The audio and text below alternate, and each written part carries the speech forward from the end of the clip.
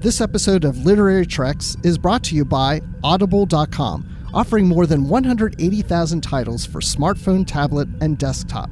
To get a free audiobook of your choice and to help Trek FM at the same time, visit audibletrial.com/trekfm. And also by Enterprise and Space, an international program of the nonprofit National Space Society.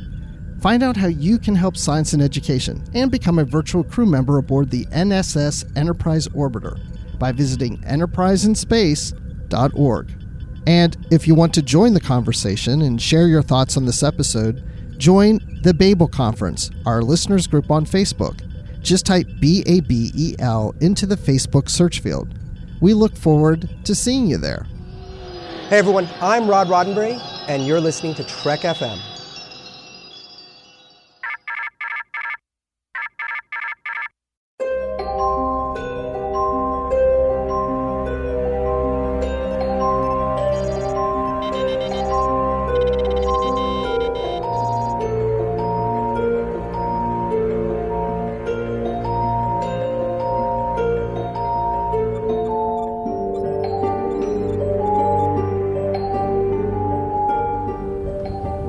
Are you taking all these books? I thought I'd take some light reading, in case I got bored. Welcome, everyone, to episode 288 of Literary Treks, your dedicated Star Trek books and comics show here on the Trek FM network. I'm just one of your hosts, Dan Gunther, and joining me, as he does every week, is the world-renowned Bruce Gibson. Bruce, how are you doing? World-renowned. I'm doing well. How's everyone out there in the world? I don't hear anything, so I guess they're doing well. Shoot, yeah. I don't think they can answer us. That's too bad, really. Is this like the World Wide Web? I was telling my kids the other day, because, they're teenagers, and I said, we always say like, oh, a website or whatever, go to a site. I said, but I remember in the early days, people would say like, oh, yeah, I went searching for this, and I found it on the World Wide Web. And you never hear anybody say that anymore. No, it's, do you remember Information Superhighway? I remember that one. We used to hear that a lot, yeah. I never hear that. No, we're old. I mean, we just have to kind of face facts here. We're old. Speak for yourself. No, I'm older than you. Okay. I don't know. Anyway, in this episode, we are continuing what I think I'm going to maybe call the month of Mac, because this has all been David Mack novels this month, and specifically the Star Trek Destiny trilogy. So we're going to be talking about Book 2 of the Destiny trilogy in the feature, and that's Mere Mortals, of course, as I said, by David Mack. Now, we were originally going to have a guest joining us, and that was going to be Justin Ozer. Unfortunately, life events in the world kind of interfered, and we weren't able to make the schedules work. So it'll just be Bruce and I, but please don't turn off the podcast. We're going to have a good discussion, I promise. Yeah, we want you to stick around and continue listening to Literary Max. That's the new name of the show. I like it. That's going to be 4 episodes in a row of David Mack books with Collateral Damage before the trilogy, so that's kind of cool. I hope he doesn't get a big head from this. I hope not, yeah. Well, I mean, if it helps with writing more Star Trek novels, I'm whatever we can do. Yeah. I'm for it. That's fine. And the plan is to have him on for the next episode. So if all works out, he'll be here. Absolutely. Really looking forward to that. Although hopefully we didn't jinx it like we did with Justin. So. Well, then we'll have to change the name of the show to Literary Justins. Oh, there we go. Yeah, that'll be. And then Justin gets all of December, all to himself. He just has to write 4 books in order to make that happen. There we go. So it's not just NaNoWriMo, it's Nano4Rimo? I don't know how that would work. But I don't know. It should be Literary Ozers. Literary Ozers. I like that. Okay. Well, if you can't tell from just the kind of stalling we're doing here, there's actually really no big news stories in the book world to report on this week. Now, of course, as you know, this show comes out quite a while after we record it. So knowing our luck, there'll be some big book announcement in the next couple days. And then when you hear this, it'll be really dated, and you'll be like, how could you not talk about that amazing new 5-book series being written by Dayton Ward but no, we don't know about that yet because there's no news this week, unfortunately. Darn, now you got me all excited. I really hope that announcement does come out. I mean, I do too. I'm sure Dayton Ward does as well, so that would be good. Yeah, and now you're starting rumors. People are going to pick up on that and say, did you hear there's a 5-book series by Dayton Ward coming out? Yeah, hey, I mean, maybe if we start the rumor, it'll actually happen. Okay, let's not do that, everyone. Yeah, no, definitely don't tweet. No, I'm just kidding. Don't. Oh my gosh, the more we talk about, the more it's going to happen. Well, okay, let's move on then, because like I said, no big news, but we do have, of course, our regular feedback feature. This is feedback in the Babel Conference, our listeners group on Facebook. And this feedback is for Literary Treks 286, The Wrong Thing for the Right Reason. So even this part is David Mack centric, because that was the episode that we covered Collateral Damage, and David Mack guested on the show. So, oh my gosh, more Mack. Yeah, I mean, hey, I think it's great. It's overflowing with riches of David Mack. It's a Mac attack. I like it. It's a Big Mac. Well, I wonder if he's ever been called, if anybody ever called him a Big Mac before. Probably not to his face, and I don't know that I'd really want to. Well, anyway, let's pop over to the Babel Conference and take a look at some of these comments. We need a jingle for the Babel Conference section, you know? Oh, yeah. Like, Babel Conference, Babel Conference. So Patrick Carlin says, here's hoping we get more of the Starfleet intelligence trio. I really enjoyed their parts of the book, especially the part when Naomi revealed something sneaky she did while still on Voyager. That moment utterly slayed me. And then 6 crying, laughing face emojis. And Patrick, I know the part you're talking about, and I absolutely agree. And I gotta say, Neelix was not keeping as close an eye on Naomi as he ought to have been, because that's pretty naughty. Yes, it is. And then we have Casey Pettit, who is now associate producer here of Literary Treks. Casey says here on the Babel Conference, says, great interview. Always great to hear from David Mack. Although the thing that's really keeping me awake, Kurtrats. Why did I not notice this before? Whatever could you be talking about? And Liam Smith says, I know, right? Yes, Dan, what are they talking about? I couldn't say. I have no idea. I don't think anything that we learn in the next few minutes will shed any light on this whatsoever. We won't give it away, but could you tell people, because some people might not know, what is Kurtrats? That's your YouTube channel. Yeah, that's my YouTube channel name, my Twitter handle. It's just Kurtrats, Kertrats. And on Instagram, I'm Kurtrats47. So it's just kind of, I think I was playing like Counter-Strike as a younger person, computer game, and that was just the handle I used all the time. And it just kind of stuck. So if no one knows how you came up with that name, they should just write that down like you spelled it and try to figure it out. Mm-hmm.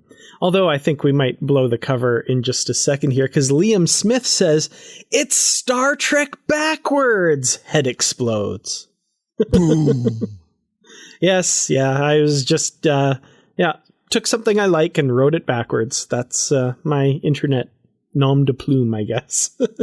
Anyway, Liam Smith continues, always wonderful to hear from David Mack, and especially hearing about his ongoing involvement in the Trek world. Collateral Damage felt like goodbye in many ways, so I'm glad it may not be. And now, if you'll excuse me, I need to go hit on my spouse. Not sure what you meant by that last part, but thank you for the comment. I might be missing a joke there. Oh, man. Yeah.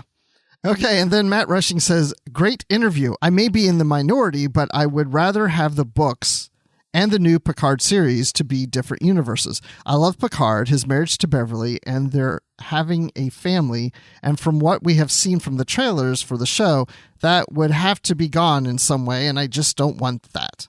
Well, Matt, okay, this is what I think.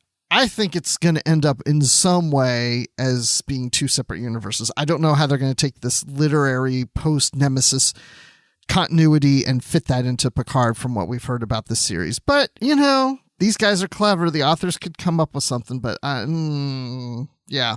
Yeah, I don't know. I mean, David Mack did have that tweet that they have a plan, that they're working on something, but of course he couldn't tell us what that was on the show.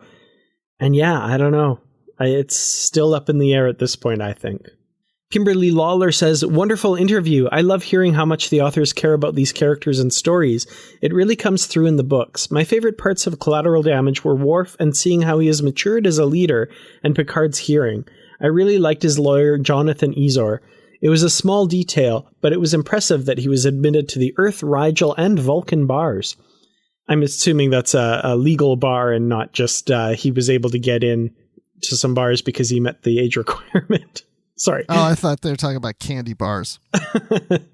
She goes on, I had no problem at all with the narrative tense and POV switching around, as I thought it was engaging and very well done. I just didn't love the particular characters.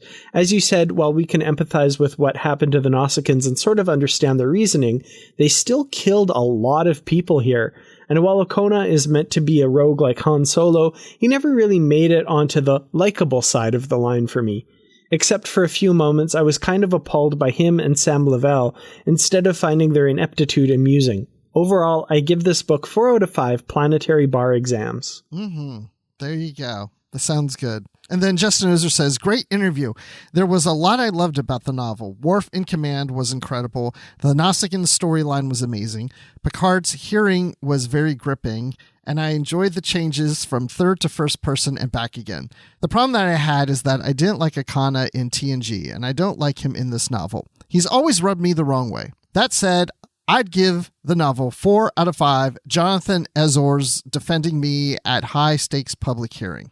All right. Yeah, a lot of people have been saying they don't really like Okana, and I have to say I'm not the biggest fan either, but I like how he was used in this novel. Yeah, I was okay with it. It worked for me. Oztrekkie says, love David Mack novels and listening to David Mack talk about David Mack novels. That's a lot of Mack. Interesting style of storytelling that I hadn't seen before. I enjoyed it for a change of pace. Loved the conclusion to the arc started in the A Time 2 series. I love what all the authors have done with Worf post the TV series, and he has easily had the most growth of any character since the beginning of TNG. I mean, Star Trek's the story of Worf, right? This is what I always say. That is your philosophy. He says, looking forward to seeing how the Treklit universe is merged with the new series in upcoming novels.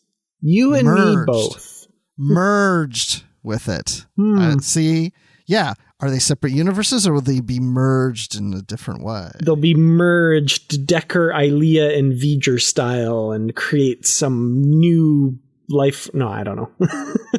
Yeah, I don't know either, but I guess that's all we have here in the Babel conference. Maybe they'll be merged like Tuvix. The Tuvix verse. Oh, God.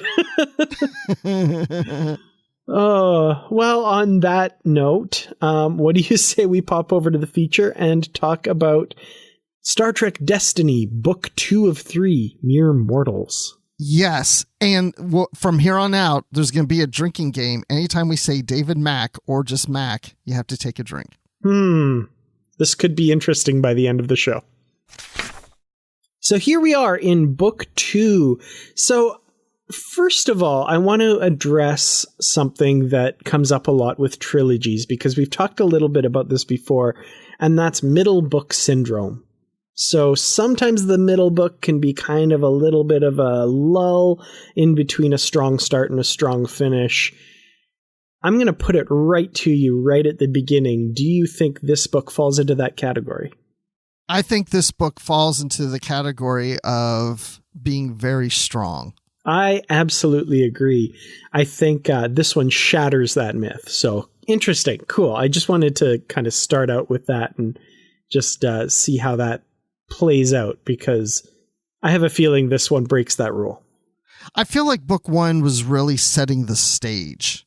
And then all of a sudden, when David Mack wrote book 2, it just like really started to take off. Not that I'm not saying that book 1 was slow at all, by all means. It's just like all of a sudden everything is just like starting to build and build and build and build. Even as we get further into book 2, it just feels like it's really like on high speed. And at the same time, kind of filling in some stuff that had big question marks in book 1 as well, which is, I think, a feature we're going to see in this book and book 3 as well. Those kind of filling in some big questions. And that's the stuff that I really like. I like the kind of explorations of these weird happenings and what's going on behind the scenes that we get in these books. Yeah, and I just don't know how he kept it all together in his head. I mean, I know we've talked to authors before and they just say they've got notes and things like all over the room or whatever, but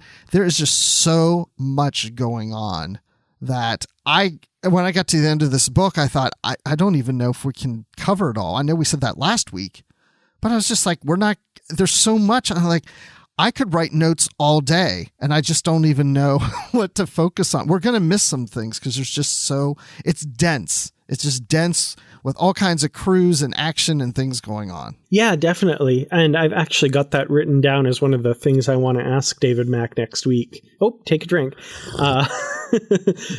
How he kept this all straight, because this story has so many layers and it just builds upon itself and doubles back on itself and does some really amazing, cool things. So, well, let's dive right into the story then. So at the end of the last novel, we had kind of a few cliffhangers going on. We had the Titan at New Erigol having sent an away team down in a shuttlecraft, and they meet with the Caeliar and a young-looking Erika Hernandez. Meanwhile, we've got the Enterprise and the Aventine both in the Azure Nebula, and the Enterprise is under attack by Borg vessels, and they've called the Aventine to come and help. So at the start of this novel, we pick up right there where it's left off, and the Aventine comes to the rescue of the Enterprise, helping them as a targeting system for the transphasic torpedoes. This is a really cool sequence because the Enterprise's targeting sensors were down, but they have the transphasic torpedoes, which are the only weapon that can work against the Borg. The Aventine does not have those weapons, but a functional targeting system. So they link up the computers, and Enterprise releases the torpedoes, and Aventine uses her targeting computer to take control of the torpedoes and guide them to the Borg ships. This is a really cool little action sequence to kind of kick off the novel. It was, but the thing I liked most about this sequence was just the relationship of the two crews with each other and how they're working together. And I mean, we have this more seasoned captain in Picard, and now we have this new captain in Dax. And yet when they're working together, when she comes over to visit with him on his ship, he is the senior officer when the two of them are together, because he is the captain of 30 years or whatever it's been at this point, 40 years.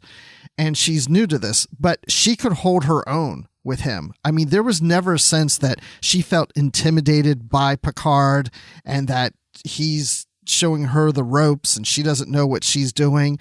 I really loved how Dax just really shows that she is a captain and that she deserves to be in that place. And all those years of different lives of Dax that are incorporated into her psyche now, it really helps her to grow and become this, what could be one of the best captains in the future, because she's starting off right on target. Just real great. I really like how she's able to go toe-to-toe with Picard. And, you know, this is a character, Picard, who could easily outshine Dax because of his experience and how revered he is and that kind of thing. But Mac has written Dax to just really rise to the occasion, and take a drink, by the way, and really, you know, like I said, hold her own against him, and really work together, the two crews, as this well-oiled machine that you would expect like Starfleet crews to be able to do. You know, it's something we see a lot in the TV shows, is kind of another captain and crew, and they kind of tend to butt heads with our heroes a little bit. So it's really nice to see these crews working together like the professionals they would be. That's a good point, because how often do we see shows where there's Captain Picard and he's dealing with another captain and the captain isn't very competent, or the captain's doing something wrong, or the captain's evil, and of course we know about the Badmirals and all that, and we don't have that here. And so, yeah, that's refreshing, and it's great to see the development of Dax in this as a captain. But then, the whole tunnel sequence, you're talking about fighting the Borg, but the great thing about Star Trek and the scene is there's three things it gets right, and that's characters and the relationships, and it's the science of the tunnels, and it's the fighting of the Borg. It's your action. So you got your action, your science, and your characters, and it just works really well. Definitely. Well, let's talk about these tunnels a little bit. So in the Azure Nebula, there's all these different subspace tunnels that all kind of end there, but we'll find out they originated there. And they go to like different wildly divergent places all across the galaxy and the universe. In one instance, they end up in a completely different galaxy through these tunnels. So they burrow through subspace, and they basically go to all these different places, and they know that the Borg are using one of them to pour their forces into the Alpha Quadrant. So their plan is, well, we've got to find that tunnel and collapse it somehow. And they figure, well, we should collapse all the tunnels, right? Picard's like, I'm a pragmatist.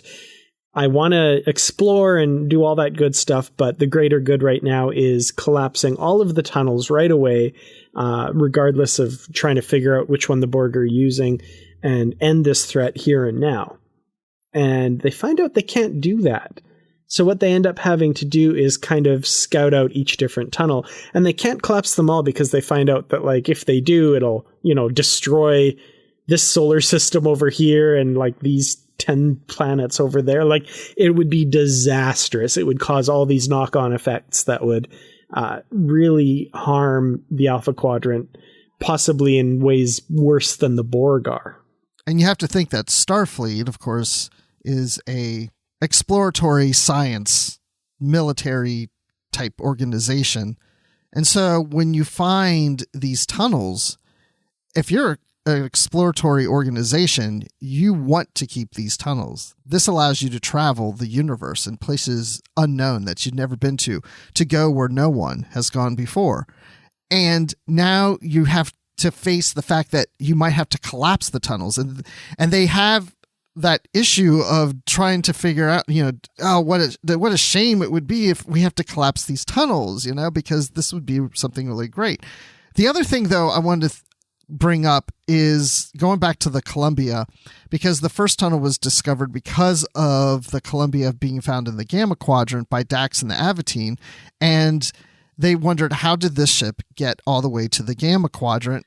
And they discovered, this tunnel as they're trying to figure this out. And I don't remember them ever contemplating the idea that, well, could the ship have come through the Bajoran wormhole 100, 200 years ago? I do remember there's like a throwaway line that there's some stresses on the hull, subspace stresses, but they've been able to eliminate transwarp speeds and wormhole effects or something like that.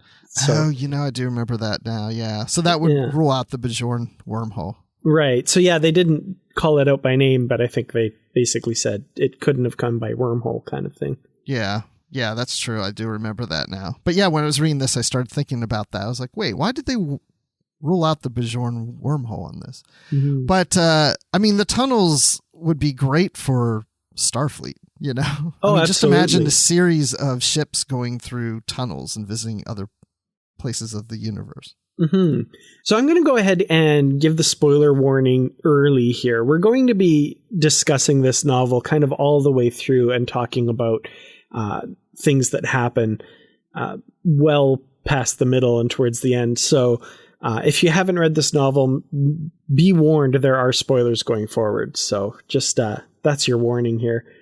So this part of the mission, like you said, these tunnels are an explorer's dream. And we get a bit of the Aventine and the Enterprise scouting through these tunnels. while they're waiting for Starfleet to send forces there, because they figure that's where they can bottleneck the Borg. That's where they're entering Federation space. But I just want to talk a little bit about some of the stuff they discover. So the Enterprise goes through this one tunnel and ends up in a different galaxy.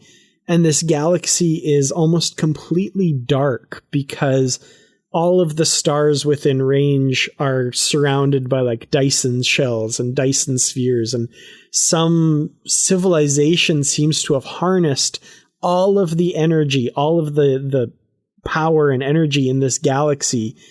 It's harnessed it all in service of their civilization. But at the same time, they scan those in range and there are no life forms. It's dead. So that scene was so ominous and just chilled me. I loved that. And that one to me really highlighted like what a tragedy it is that Starfleet can't use these tunnels, because I want to know more about that. I want to know what happened. And they figure this galaxy is like one of the oldest they've ever encountered. Like from the moments of the Big Bang, it was one of the first galaxies kind of thing. And it's just so cool. That is cool. You know, that reminds me of what I was hoping we would get more of in Voyager when it was premiering, because when they were like, oh, Voyager's going to be on a completely end of the universe, I thought, oh, they're going to run into really strange and weird things that we don't see in our side of the universe. And we didn't see that much of that. And that was the kind of thing I was hoping for from that series. Yeah. Oh, man, that alien has 2 bumps on his head. 2! Right. Boy, that alien's ears are even pointier. It looks like it could have come out of a Gold Key comic. But, but the thing about this universe you're talking about, or this galaxy of the Dyson spheres, well, you know, and we are dropping spoilers here, but you know, the Caeliar have this like Dyson sphere type situation that they're building. And when we get even more to that part of the book, I kept thinking, is there a relationship between them and that galaxy in some way? Or is this a galaxy that is maybe that is a future galaxy of the Caeliar or something? Or I don't know. Or relatives of? Well, one of the things that I thought of was they do mention earlier, like in a different part of this book, one of the flashbacks, they do mention how one of the cities that escaped the explosion of Erigol went through a tunnel and ended up in a galaxy that was, you know, really close to the Big Bang, and it was very early, so they'd been living for eons. And then they discovered that was the civilization that sent the pulse that destroyed Erigol to ensure their own creation. Right. So this has got to be that. I mean, it could be. There's countless galaxies, but that's where my brain was going too. Is like, are these them? Did they meet a horrible end? What happened? Like, ooh. Yeah. See, this is the kind of book, and I'm really disappointed that we're doing a podcast on this because there's a time factor. I'm just kidding. But no, what I mean by that is I read the book, and of course I read these when they first came out years ago. But after I read it, I was like, I really feel like I need to sit down and read it one more time. Because there's so much. And I didn't have time to read it again before the show. That's why I'm saying, you know, too bad we're doing a podcast, because if I wasn't doing a podcast, I'd probably just start over and start reading it again. And I may do that eventually. But yeah, I mean, it's those kind of things that you can really dissect and pull apart and go, well, what does this mean? And is this connected? And what happened with that? And there's just a lot of that going on in this. And to the point that I'm really anxious to get to book 3. And again, even though I've read these before, I don't remember all this detail. So I don't know if those things get answered or not. I don't remember. Yeah, and that's one of the brilliant things about this is it blows that Star Trek universe wide open and makes you realize there are possibilities out there that, you know, can really be explored that just have never been looked at before. And I don't know, there's some big ideas here that I'm like, that could be a novel in and of itself, exploring that and what happened there. Like, man. All the stories. I want all the Star Trek stories. I want them all. Yeah. Okay. So listen to this. This is what I keep thinking about when I'm reading this. And it goes back to what we were just talking about in the responses in the Babel conference about, well, how does this timeline fit in with the continuity of Star Trek Picard? And if I had it my way, if the gods of the universe or the writers of the world or whatever, if they could grant my wish, and Will Smith, if you can grant my wish, that'd be great too. It would be great to do another book series like this. And David Mack could do it with others or just himself or whatever. I want another Destiny trilogy type thing that even maybe revisits some of these aspects. And like you said, there's possibilities, right? Mm-hmm. And it creates the possibilities that somehow something gets skewed in the universe through these events that took place in the Destiny trilogy and this other new trilogy or whatever, this big event that kind of resets the universe in a sense that ties it to what we're seeing now in Star Trek Picard.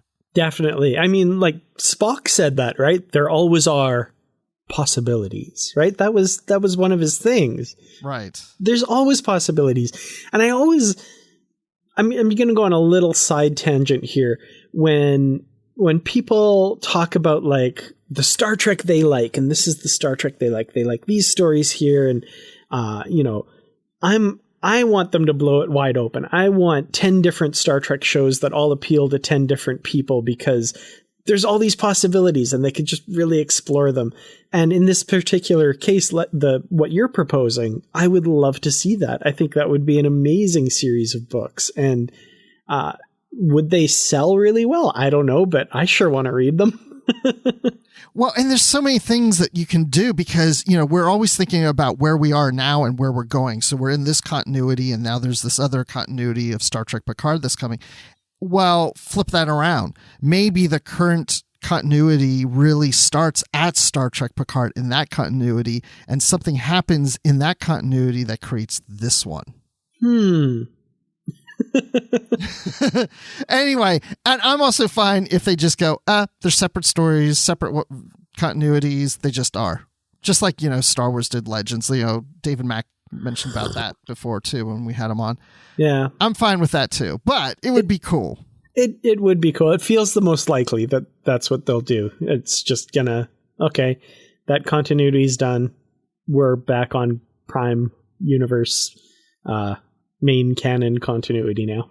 But, or maybe all of this was this continuity that in the literary universe was all in Spot's head. That's it. That must be it. Absolutely. Well, we'll get back to the Aventine and the Enterprise because there's a little bit more that they encounter, but we'll kind of get back to that a little bit because that's getting more towards the end of the book. But let's join the Titan in orbit of New Erigol, where unbeknownst to them when they sent their away team down, they're fated to stay there forever now, like the Columbia was supposed to have. And like the Columbia, will the Titan stay there forever? We don't know. We'll wait till we get to the end of the book. But their away team is on the surface, and they've, of course, as we said, found the Caeliar. This planet is called New Erigol, and they learn that they're permanently trapped on the planet now. Erika Hernandez, in her new youthful version, tells them that they can't leave and that the Titan can't leave orbit, and they're stuck there. So this presents a number of problems because we've, of course, got Deanna Troi with her medical condition and, a big, huge meat-eating dinosaur doctor who isn't really going to fit in well with the Caeliar's vegan, peace-loving ways. All right. And, of course, a determined crew that, like the Columbia crew, really want to get back to their ship to join the fight against the Borg. They're very motivated to not stay there. So, what do you think here? We're seeing kind of a repeat almost of what happened with Columbia, but now it's happening with Titan. Do you think, have the Caeliar learned? Or do they really think this is a good idea? Yeah, well, I think they do because they keep doing it. Yeah. I got no sense from them whatsoever that, they're questioning what they're doing, or maybe they shouldn't be doing this or whatever. I mean, they're just determined that they have to protect themselves and no one needs to know anything about them. They don't want anybody come knocking at their door or investigating them. And anybody who does come, well, you're here to stay for the rest of your lives. We can't take any chances. We can't contaminate any timelines or anything like that. And you're here to stay. And so when this part of the book came up, I was thinking, yeah, this feels like what happened with the Columbia crew in book 1. And now we're repeating it in book 2. And the beauty of this book, and of course we've read past these books already, but the first time you're reading this, before those other series came out, you could almost assume that, yeah, they could be trapped there forever because the future hadn't been written in this continuity yet. Mm-hmm. And so that makes it even more suspenseful.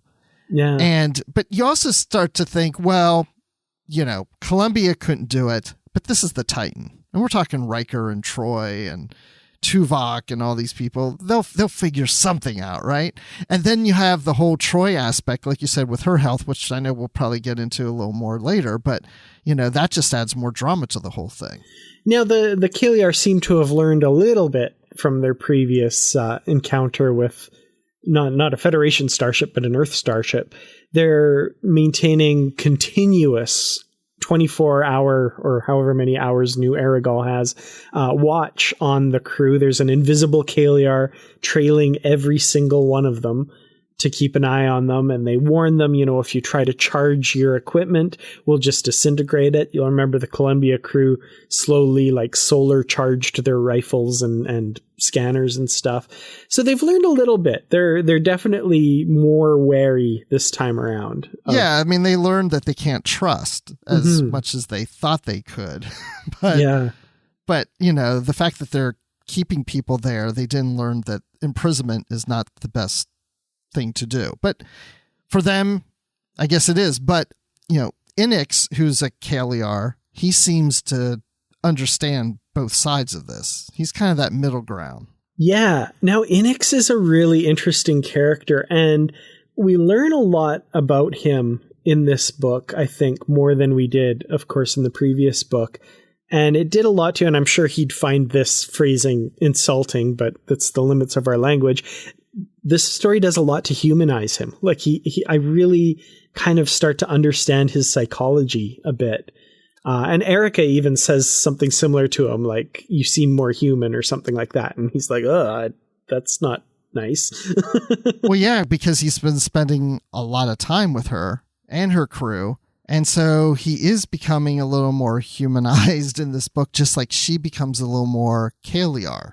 Mm-hmm. Yeah, absolutely. Let's talk about Captain Hernandez then, because she is a really interesting character. And when this book starts, you start with her in the 24th century, and you get the impression that she's completely on the side of the Caeliar. She's kind of been conditioned, and there's no spark of rebellion left in her. And at this point in the novel, I actually thought of another character in Star Trek, and that's Vina. And how she's kept in the cage, but she's, Erika's not tortured in this like Vina is, but, Vina's telling Pike, they don't mean to be evil, blah, blah, blah, and she's kind of come around to them. I really felt like Erika was kind of in that same boat as Vina in this. Does that strike a chord with you at all? It does now that you mention it. It didn't occur to me at the time, but it seems so obvious now to me. It's like it is very similar. And I'm not saying that David Mack said, I'm going to take what they did in the cage and put it in here. It's that whole imprisonment. And then, the illusions. And then she does come around to more of how just accepting her situation and working with the Caeliar. And so when the Titan crew does show up, it is like that Vina Pike thing of just let it go. Just be here. It's just the way it is. And that's how Hernandez is. You're not going to get out of here. I was just like you when I first got here, but it just accept it. There's no way you're going to get out. You might as well just accept it and stay here. Now, the interesting thing though, and I love the way this book is structured, because you see this future version of her, the present version of her, and then every so often the chapters go back and you fill in a little bit more of the backstory. And as it's doing that, you realize that like that little spark of rebellion, that push against the Caeliar is still there inside her. And she's just kind of biding her time. So at first she's like, okay, I'm going to wait until we're caught up to when Erigol explodes and the Columbia is destroyed. Then I'm going to make my move, because then I can't screw up the timeline. I'm going to escape. I'm going to signal Starfleet and let them know. But the Caeliar are kind of able to thwart her at every turn. But she continues this, like, she very slowly, meticulously builds this piece of equipment that's going to help her. And, just as she's finishing it, Inox walks up and disintegrates it. And it's like, I wanted to see you're learning, you're doing really well, but we can't let you do that. And we learn that like a month before the Titan showed up, she was finishing her most recent plan that Inox thwarted. So it's really cool. You kind of learn as you're reading that, like, oh my God, she's actually like she's not bought into the Caeliar.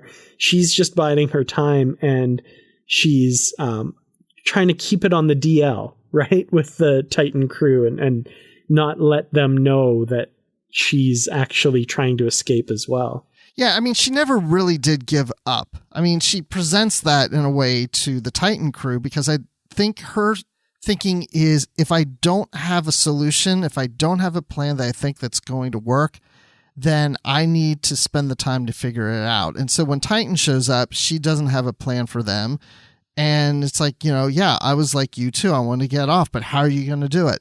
You don't have a plan. There's not a way out. So, just accept it. But she's never really fully accepted it. Mm-hmm. I mean, there's times that you think she does, like you said, but really in the back of her mind, I think she's always looking for that way out.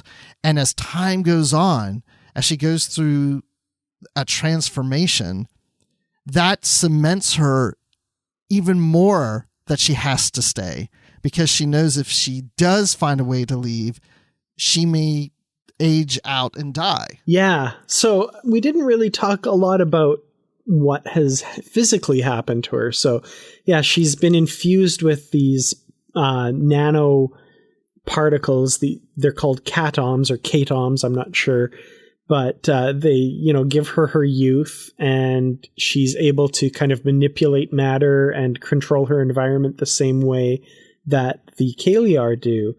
And yeah, she basically cheats death, but it further ties her to the city. So she can't leave, or, she, like you said, she'll age and die kind of thing. Well, just like Vina. Exactly. I mean, yeah. All of a sudden she's gotten her youth and she doesn't want to leave. Mm-hmm, absolutely. And the flashbacks we get are really tragic as well, because her fellow prisoners slowly, kind of one by one, we've got Valerian, for example, who very early on started to kind of lose her mind and her grip on reality. And she kind of, goes insane and lives most of her time in a holographic simulation. And then we've got her caretaker, who's the ship's doctor, who commits suicide one day. Metzger. Yeah, Dr. Metzger. And that was just so tragic, because that whole chapter, you can tell what she's building towards. And I don't know exactly where in the chapter you kind of realize, oh, I know what she's going to do, but it just becomes inevitable. And she, commits suicide. And Valerian, of course, she's not right in the head, so she doesn't even understand what has happened and all this kind of stuff. So it's really tragic. And yeah, there's a bunch of other stuff that happens that's pretty horrifying. Yeah, I would say this is one part of the book that is probably one of my favorite parts of the book, is what happens with these characters, because they are trapped in the city.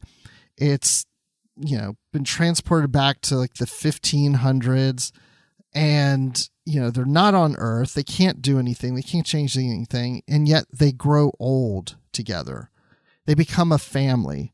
They're not a crew anymore. They're now a family. They're these 4 women. It's the Golden Girls in space. But it was very dramatic, you know, the fact that they're growing old together and they've become so tight knit. But like you're saying, there's insanity that starts to happen, and one jumps off a spire, off a building, you know, and goes to her death. And then the other one, they try to save with this technology that the Caeliar have, and it doesn't work. And then Valerian's just screaming as they're going through this process, and it's this earth-chilling scream, and they're just watching her. Friends are just watching her die right then and there. And, you know, Fletcher and Hernandez live life together. They're able to go and build a house, have a house built out into the countryside off of the city. And Fletcher's like, I don't want to try to do anything to prolong my life. And, you know, she even points to a site, says, this is where I want you to bury me when I die.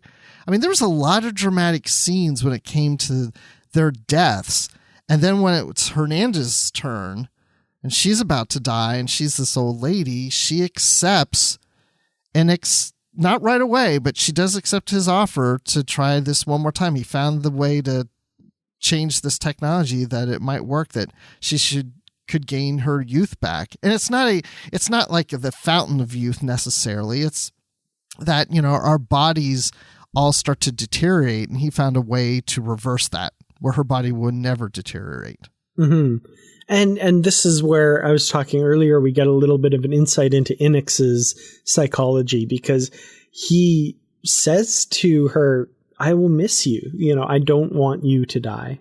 Like, I don't want to be without you.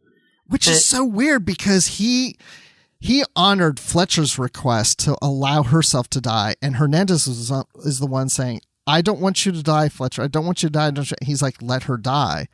Yet when she's ready to die and she says, let me die, he says no. Well, he doesn't. I think if Hernandez had still said, absolutely not, I just want to die, I think he would have accepted it. But I think he was talking to her because he said she wasn't in like her right mind to really make that decision. That Fletcher made her decision to die before she became ill. And that's why he could honor Fletcher's decision, because she was in the right mind and not on death's bed. Right. It was ahead of time. Now that Hernandez is in the place of dying, he's like, you're not in that place to make the decision like Fletcher was. Her mind was clear. Yours isn't. I feel, I don't know. I could be wrong. I feel like he was trying to convince her. But I still feel like if she'd have said absolutely not, he would have honored that. And because she kind of does at the end go like, oh, fine, okay, whatever, sure. And he's like, okay, yay, now I have consent. I can do this. So yeah, and that may be true, that he would have eventually honored her, but he was really pressing Fletcher. Mm-hmm, absolutely. But he was pressing Hernandez because he wasn't ready to accept her decision. He came to grips with Fletcher's decision ahead of time. Right, because he had grown so close to her and, like he said, would miss her. And it's interesting because that's not the way the other Caeliar seem to operate. Like they don't have that kind of attachment that there's no relationship.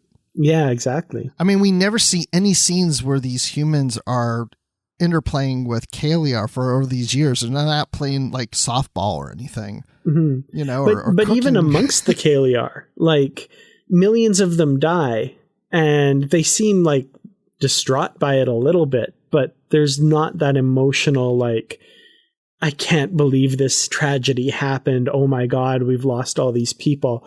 They're very stoic and they just kind of accept it. And we don't really see them together.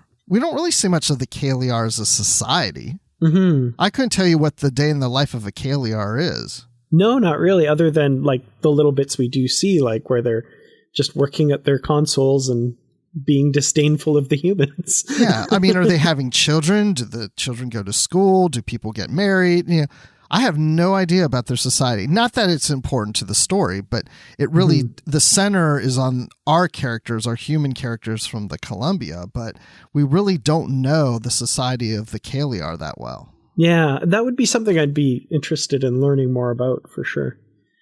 So meanwhile, the Federation, of course, dealing with this Borg invasion and the possible, loss of billions of lives and this sort of thing, President Bacco, of course, has this huge problem on her hands. So she's kind of called together all the ambassadors of the major powers. And I love politics in Star Trek, so I loved all of this. I thought this was great. And she kind of takes a vote, like who is going to stand with the Federation and send ships to join this task force that will hold off the Borg in the Azure Nebula. And she gets the support of the Klingon Empire and the breakaway Romulan Republic, and eventually the Ferengi, after she kind of twists his arm a bit.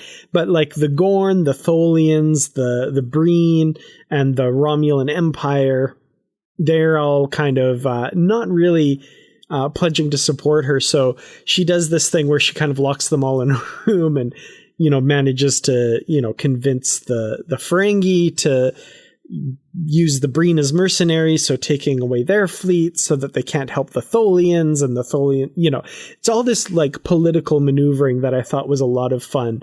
And the fact that I absolutely love President Bacco meant that I loved this part of the book. Yeah, same here. Every time we have Bacco in a book, I always enjoy the scenes that she's in, and yeah, the West Wing type feel, the Articles of Federation. And I was also thinking, is this the first novel where we have Bacco written by another author besides Keith R.A. DeCandido? I think this might be the first. I think in Before Dishonor, maybe she was referred to, or maybe there's a brief scene, but I think this is the most at this point that we had a different author writing her in scenes to this extent.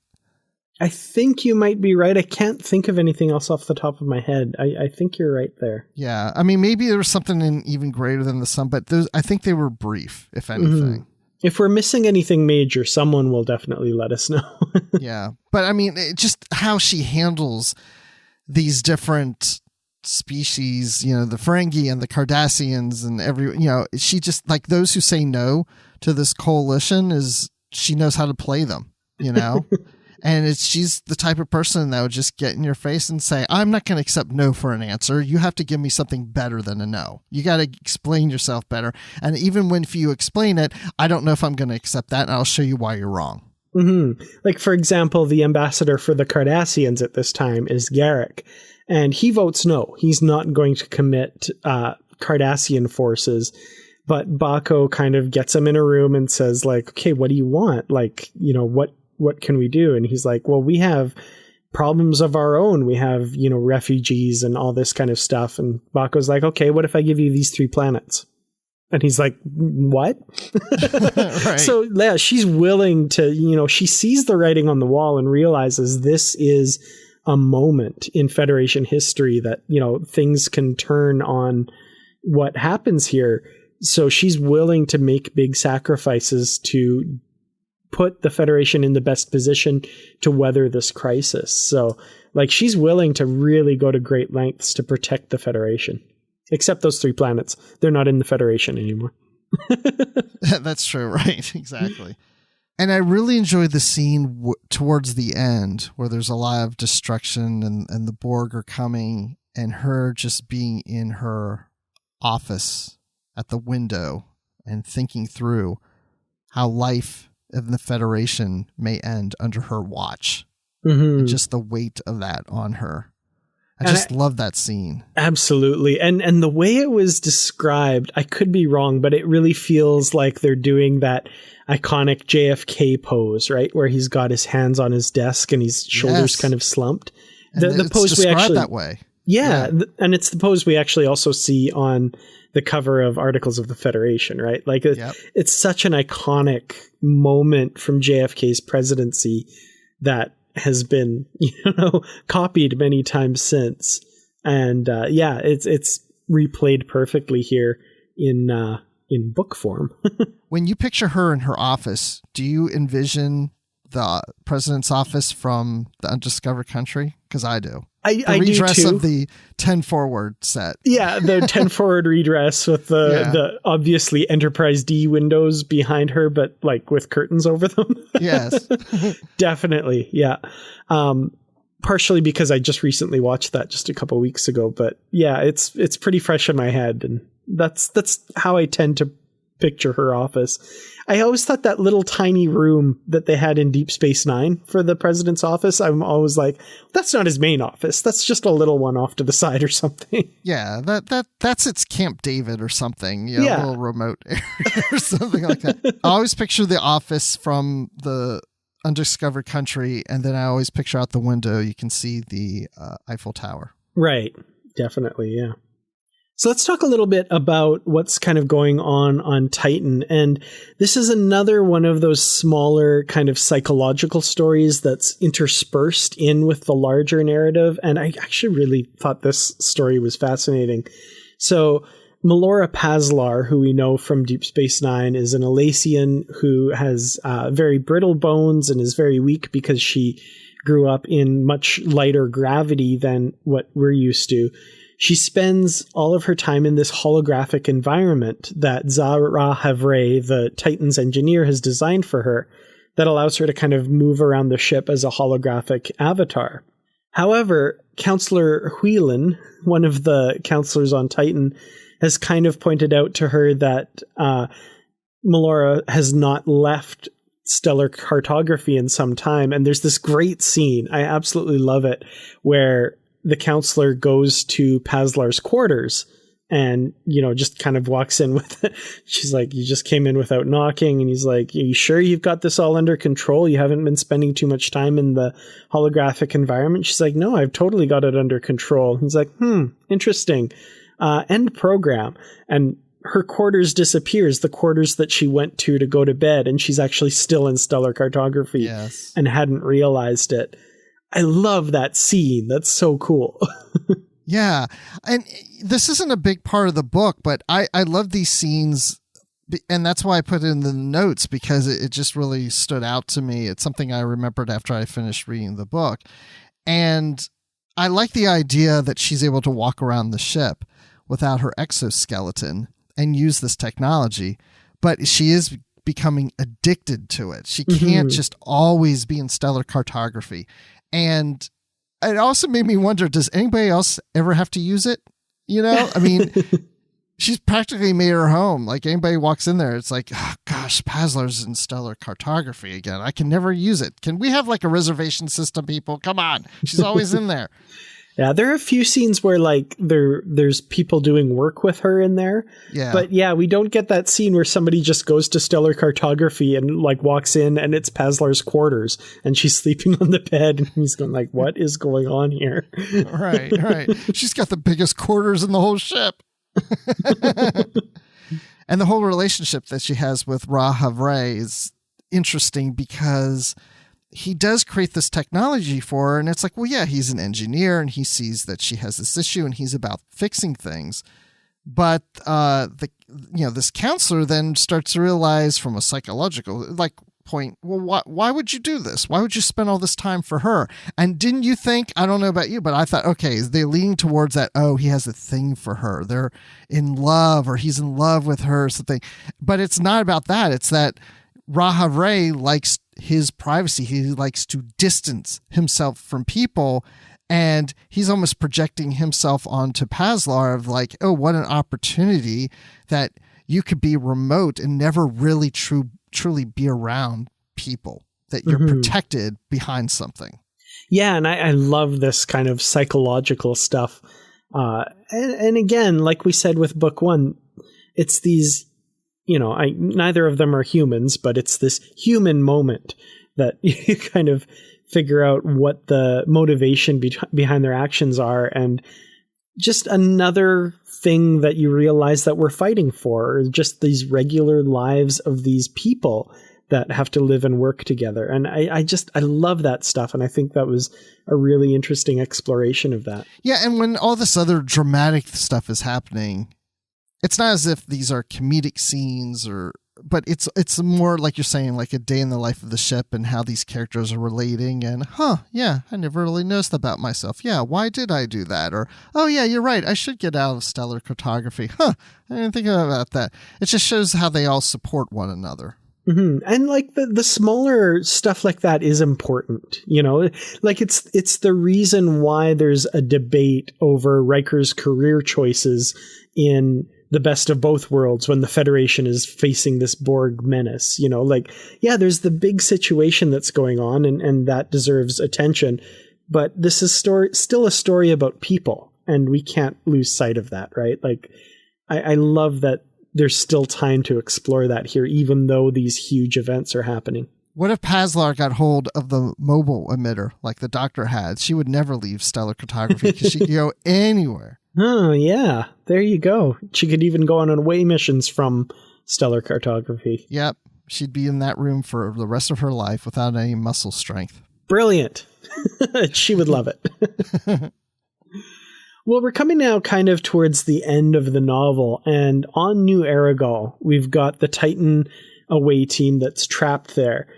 Deanna Troi, of course, is having this troubled pregnancy. She has this fetus that's not developing properly. Dr. Ree has given her this kind of inhibitor that's designed to slow the pregnancy, kind of almost keep it in stasis until they can figure out something better to do. But that inhibitor has failed, and the fetus is threatening to rupture her uterine wall. There's this scene where this fever has kind of put her in a delirium, and she's, you know, screaming for Dr. Ree to get away from her and all this kind of stuff. And there's security officers kind of witnessing this, and like they're very wary of the Doctor because Deanna is saying these things. And Dr. Ree runs up to her and bites her on the abdomen while the security officers are trying to restrain him. How weird was that? Yeah. Now, I've since read, of course, all of the books in this series, so I know what's going on, but I was kind of putting myself back there when I was reading this for the first time, and I do remember thinking like, oh my God, the Doctor has lost it. There's something else going on here. I can't believe he's attacking her. Do you remember what you first thought when you first read this? Yeah, absolutely. I felt that same. I had that same thought. Yes, that's exactly. I remember thinking at that time, it was like, wow, he's so determined because he's getting pretty pissed off, you know? Yeah. They're all like pushing him away. Leave her alone. He's like, no, she's going to die. And it's like, okay, what better way to resolve this is to just bite it out of her. You know?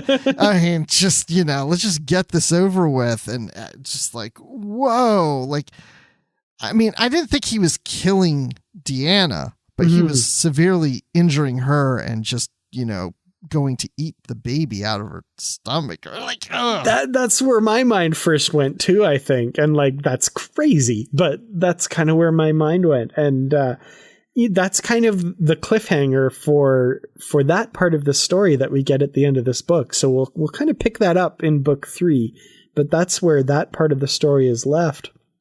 Meanwhile, in orbit, the Titan is in orbit, and all of a sudden, Erika Hernandez appears on the bridge of the Titan while they're kind of exploring, tapping into the Caeliar's subspace tunnels to kind of get information and see what's going on back in the Azure Nebula and all that sort of stuff. So Hernandez appears there and tells Riker that they have one chance to escape, but he has to decide now.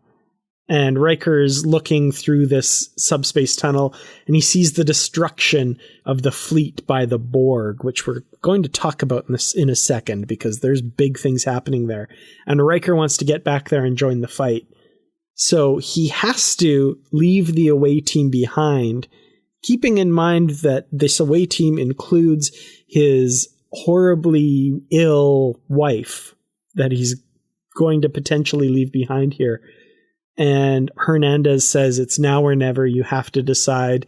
We can go, but we have to go now. And he ultimately decides, yes, let's do it. Let's go. What did you think of that? Well, what I thought was, first of all, I was like, wait, I'm confused. How did Hernandez get to the bridge? So that's interesting. Mm-hmm. But then the thought that him leaving Deanna behind didn't really surprise me. That it wasn't like, you know, because I feel like, you know, if he has to leave and go do something, he'll come back for, you know? Yeah. And Hernandez kind of says that to him, like, you can come back for her, but you have to decide now. Yeah. And it kind of reminded me in a strange kind of way, the end of The Best of Both Worlds Part 1. It's like that cliffhanger of like Riker's about to make a decision. What's it going to be? Is he going? Is he going? Is he going? Yes, he's going to go. Yeah. So, yeah, that makes sense. And I hadn't thought of that in that context. That is definitely in character for Riker. Like, he is capable of making the big decision. Right. Which is why he's allowed to sit in that chair. Like, that's what Shelby said to him in Best of Both Worlds. If you can't make the big decisions, I suggest you make room for someone who can. And Riker found out in that episode he can make the big decisions. And he does it again here. Absolutely. I'm sorry, not to change subjects, but where is Shelby? She was mentioned, I think, in book 1. Was she? I can't remember now. I know there's been some references to New Frontier. Oh, yes. I think she's an admiral at this time, She's an admiral. Right? Yep. Yeah, at Bravo Station. Yeah. Either it was earlier in this book or book 1, but I do remember there was a brief scene with her. And that's the beauty of this trilogy, is it touches on so many different series, not just the TV series, but book series too.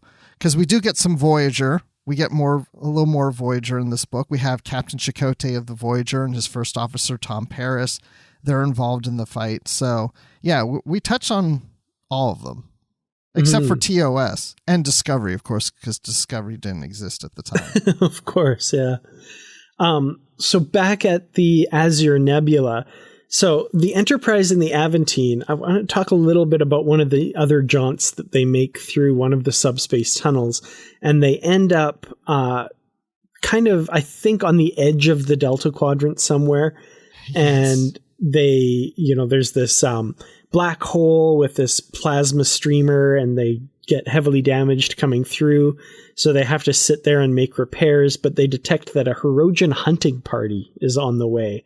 And oh man, this was cool. The Hirogen invading the Enterprise and the Aventine and like crawling on the outside of the hull and, blowing up parts of the ship. And oh man, this is like if the Hirogen really were the way they were supposed to be shown in Voyager, and it was HBO, so they had no qualms about, really going there with violence and all that stuff, because the Hirogen were supposed to be really scary, and they come across as really scary here. Yeah, I would say this is, again, one of my more favorite parts of the book also. It's the most violent of Star Trek that I've pretty much have ever seen or read. I mean, this would put this novel, if it was a movie, into the rated R category, or like you're saying, HBO, this is at Game of Thrones level of violence, and there's just a lot of fighting going on, and Worf and his bathlet and stuff. I mean, it's just, it was kind of crazy. It's like I'm picturing these Starfleet crew members fighting like I've never seen them before. Like, it's almost out of character. Because what we see on this series and stuff, they're shooting phasers and, chopping necks or shoulders, whatever. Yeah. And this was like flat out like swords and weapons. And I mean, this was a war novel when we got to this point.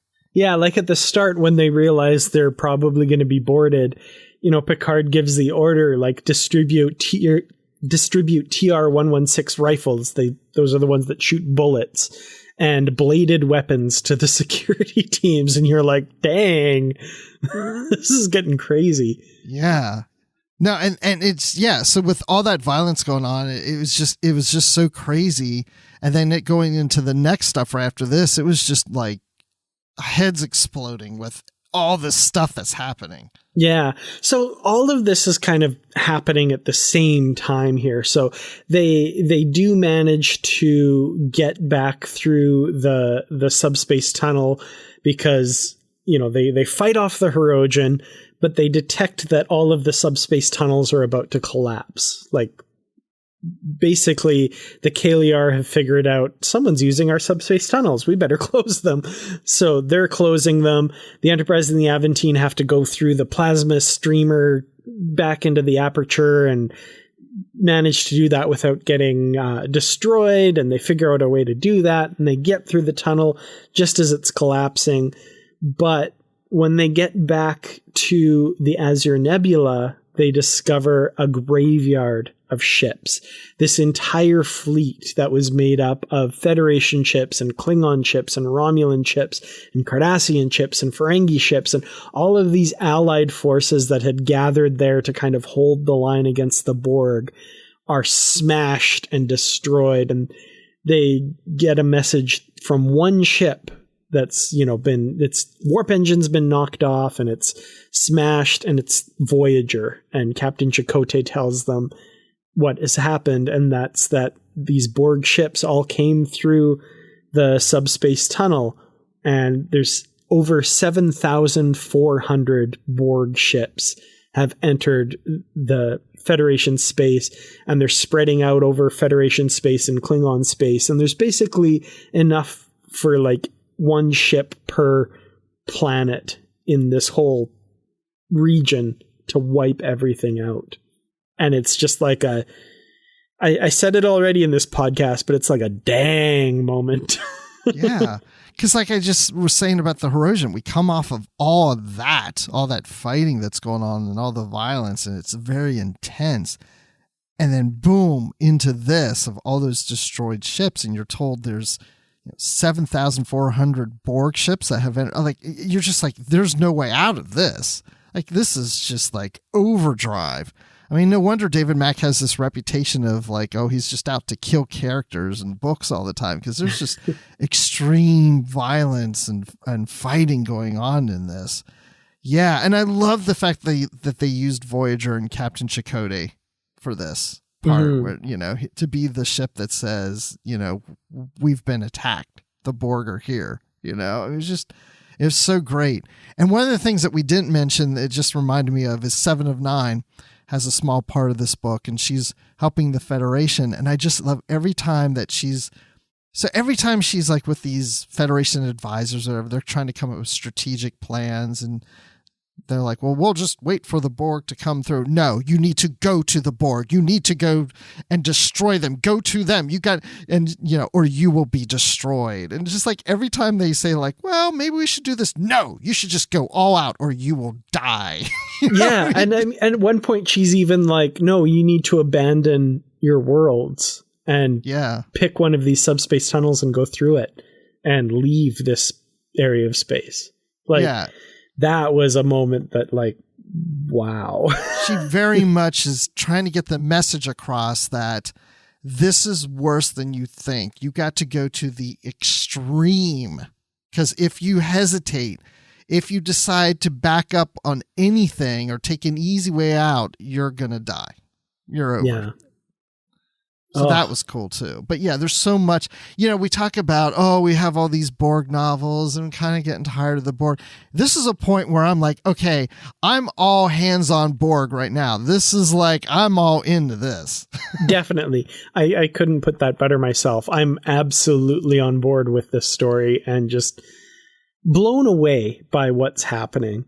And like, even the moments like when Chakotay's talking about the Borg ships coming through, and the fact that, the fleet's opening up on them and trying to stop them, but the Borg didn't even fire. Like, they just flew through the fleet and smashed the ships. Like, they didn't even bother to shoot a weapon. Like, they just rammed the entire fleet. Yeah, just like, crashed right through them. Jaw-dropping. Oh. Yeah, and you just got to think there can't be any way out. There's no way. There's no way. And you end the book this way, right? You're just like, where's this going to go? And what does this have to do with the Caeliar? Like, really, when you're reading this book, it's almost like the Borg stuff is behind the scenes. It's almost like the B storyline. The Caeliar seems to be more of the A storyline. And it's like, well, what does one have to do with the other? I mean, you can make assumptions, and, if you haven't read book 3, I'm not giving anything away, but at this point, the first time I read, I was like, it's got to be something where like the Caeliar will have their special powers and they do something to help the Federation, conquer the Borg or something. Mm-hmm. But it gets crazier than that. It's not that simple. Definitely not. And it never is with David Mack. Take a drink. Definitely.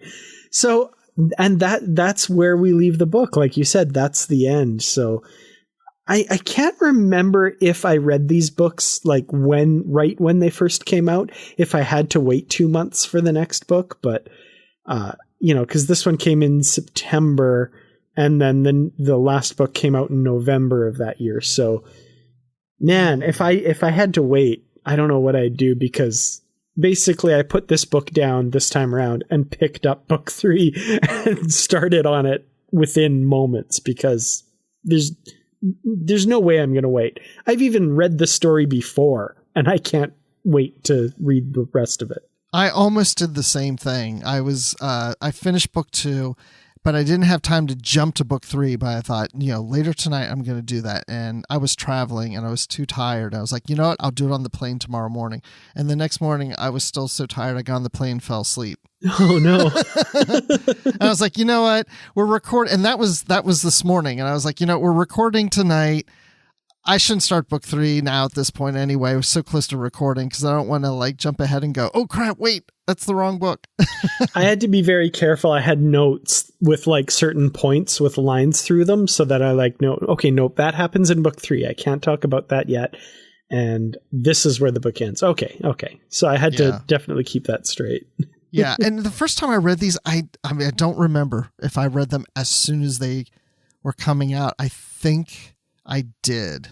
If I didn't read them when each book came out and I had to wait till the next one, I must have read them really shortly after that or something. But I really think I did read them as they came out. Yeah.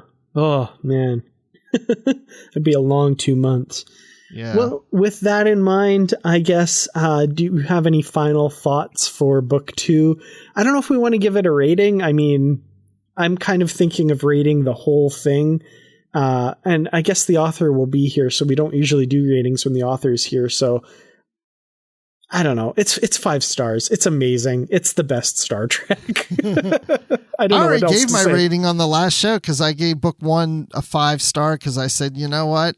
I'm just giving the whole trilogy 5 stars, so each book gets 5 stars. So everybody knows now, book 3 gets 5. So, and I haven't even reread it yet. And that's kind of where I'm at now too. Yeah. Yeah. It's all 5, and it's not stars. It's, 5,000.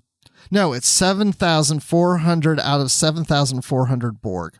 Oh, that's an apocalyptic rating. But the one thing I do want to mention real quick too, there's some good scenes with Dax, with Worf.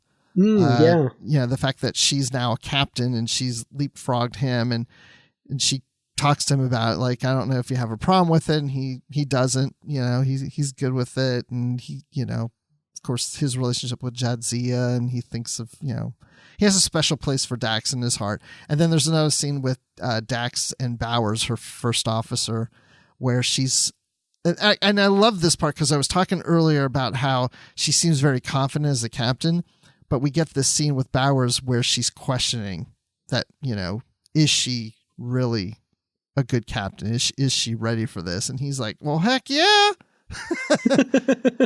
So, there's just other, little scenes. There's so many of these little character scenes throughout all of this mess of action and story and all this. There's all these little moments. So that I really like. Yeah, I'm a big fan of that as well. I think when we talked about Pazlar and Ra-Havreii and that bit with Worf and Dax, absolutely. I love visiting these characters and getting those small moments. But then, pairing it with these huge, explosive, amazing set pieces that just dominate this story. It's such an amazing balance of these huge galaxy shattering events and these small human stories, like the Columbia crew in Axion, what they're dealing with and growing old and dying. All of this stuff is excellent. So it's not even that the really amazing, big, huge galactic happenings are pulling up the rest of the book. The whole book is great. all of these things come together to make a really amazing story. And it's 5s all the way down for me as well. But that being said, as much as we like these books, this is a big, epic crossover series of stuff, but I wouldn't want this of every Star Trek novel. Definitely. I think it succeeds so well because it's an exception. Like, it's exceptional because it's not the norm, for sure. I would like something like this maybe once every 5 years. Yeah. Published. Definitely. Yeah. At the very most. Or at maybe 10. But no, I wouldn't want it to wait any longer than 10. Yeah. Because... I know I just keep harping on this novel, but like, I think this idea done badly is when you get something like Before Dishonor, where it's just like, oh boy, the big, huge threat is coming. Oh God, what shall we do? Let's crack some jokes about it. You know what I mean? Like, this feels like it's given the weight that it deserves, and it's, epic enough to suit the story. Whereas if it's like, oh no, the Earth is threatened, oh gosh, like every other week, then it really gets watered down. And to me, this feels that David Mack loves Star Trek. Definitely. And take a drink. I really don't have anything more to say, Dan. All has been said. I'm looking forward to the next episode when we have the Master.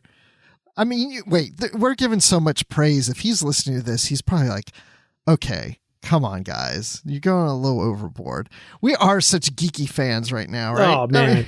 Yeah, we're totally fanboying and fangirling all over this thing, definitely. Absolutely. But yeah, I mean, again, people ask me what my favorite Star Trek novels are, and this series, this trilogy is definitely on that list. For sure. It's, I don't know what else to say besides that. So it's been fun being left speechless by this novel today, but it's not the only thing we've been discussing or being rendered speechless about on the network. So here's a quick look at some of the other things you may have missed elsewhere on Trek FM. Previously on Trek.fm, Standard Orbit. I bought it when it first came out. I played it for like 2 or 3 days, and I went, "What is going on? Am I missing something? Is just I'm not a good player?" So, and then I checked on the reviews online, and everyone agreed that it was not a good game, and we were all correct. Literary Treks. But that's why I bring this back around, why it was so cool, the Klingon battlecruisers, to distinguish them not being the smooth-sided, cheapy little things from the series. Gene gives them this, never is this uttered on screen, but every little tech nerd knows what a Katinga, Klingon battlecruiser is. And it's only because Gene came up with that word and gave it to them in the novel. It's not in the movie. Nobody says, Captain, we were picking up 3 Klingon Katinga heavy battlecruisers on the, Epsilon 9. Earl Grey. Come on, like when you go on a date, you're going out to dinner and that's like the standard date number 1, right? Mm-hmm. Yeah. Maybe things are different in the 24th century. Maybe. But okay, all right. I mean, but okay. So, I mean, you could be assuming this is the first time they shared breakfast together. Maybe. That's a wild assumption. Maybe there's that. Right. And introducing our newest show, The Line, a Star Trek Picard podcast. Mike, I wanted to make a comment about something that you said about being mostly the middle for a lot of these comic book franchises. It actually makes me think Star Trek, in a way, is something that keeps going and going, 764 installments now, without a specific end necessarily. Maybe it'll come someday. But Ease of the Voyages was a love letter to the fans. What are you talking about, Justin? You know what I mean. And that's what else is happening on Trek.fm. Check out all these shows and join the conversation about your favorite corner of the Star Trek universe and beyond. You'll find us wherever you get your podcasts. If you're an Apple user, be sure to hit the subscribe button in Apple Podcasts on iPhone, iPad, or Apple TV, or the desktop iTunes app to get the latest episodes as soon as they are published. And please leave us a star rating and written review. If you're not an Apple user, we've got you covered as well. You can find our shows on Google Play Music, Stitcher, TuneIn, Spreaker, SoundCloud, Windows Phone, YouTube, and most third-party apps. And you can stream and download the MP3 file from our website or grab the RSS link. If you'd like to help us keep all of our shows coming to you each week, you can become a patron of the network on Patreon. Just visit patreon.com/trekfm. That's spelled patreon.com/trekfm to get all of the details. Perks can include early access to episodes, exclusive content, producer credits, a one-way trip to the Azure Nebula, and more. Available through our special patrons website, Patron Zone. Warning, we cannot be held responsible for any Borg ships you find in the Azure Nebula. It requires a great deal of money to produce, host, and distribute these shows each month. We really appreciate any support you can give us and hope you'll join the team. Again, you'll find all the details at patreon.com/trekfm. We'd love to hear your thoughts on today's show, and there are many ways for you to do that. The best place to join in the larger conversation is the Babo Conference. The Babo Conference. Our listeners group on Facebook. Yeah. Just type Babel, Babel, into the search field on Facebook, and it should come right up. And if you'd like to send us an email, you can use the form on our website at trek.fm/contact. Choose to send to a show and select Literary Treks, and it will come right to us. And you can find the network on Twitter at TrekFM and on Facebook at facebook.com/ you guessed it, TrekFM. You can also find us on our Goodreads group. Now, Goodreads.com doesn't have a cool, catchy jingle like the Babel Conference, but what it does have is bookshelves with all of our previously covered books, as well as a currently reading section so you know what's coming up for future shows. Plus, there are message boards with great conversations happening about all the books and comics. If there's not a discussion happening about the book that you want to talk about there, just create one. Just search for Literary Treks on Goodreads and click Join Group. We'd like to thank Norman C. Lau, Ken Tripp, Greg Grozier, Brandon Shea Mutala, Justin Ozer, Jeffrey Harlan, and Casey Pettit for their support of the Trek FM network and for being associate producers for Literary Treks as well. Now, Bruce, when you're not practicing an odd form of medicine by biting your patients on the abdomen, where can we find you? I hate you, Dan Gunther. You took mine. Oh, no, I was going to say sorry. that. I was he's not going to. I thought there's so much in this book that we're not going to duplicate. And we still did. We always do this. But anyway, when I'm not taking a bite out of Troy, you can find me on Twitter at Admiral_Rex. You can find me here on the network doing Live from the Edge with Brandy Jacola, where we do a live show about Star Trek Discovery the night after a Discovery episode premieres. And you can find me doing the Star Wars Report podcast with Riley Blanton, and we've got a lot going on in the coming month with the premiere of The Rise of Skywalker and of course The Mandalorian on Disney Plus. We're covering that as well. And of course you can always find me in the Babel Conference. So Dan, when you're not taking a bite out of Troy and you're keeping yourself in your stellar cartography room and projecting yourself into other people's rooms and pretending that you might want to bite them, but it's only because that you just feel very secure in your own space and don't want to do it personally and just do it holographically. What cabin on the ship could people find you at? Wow. I'm really busy in that one. Well, you can find me when I'm not doing that.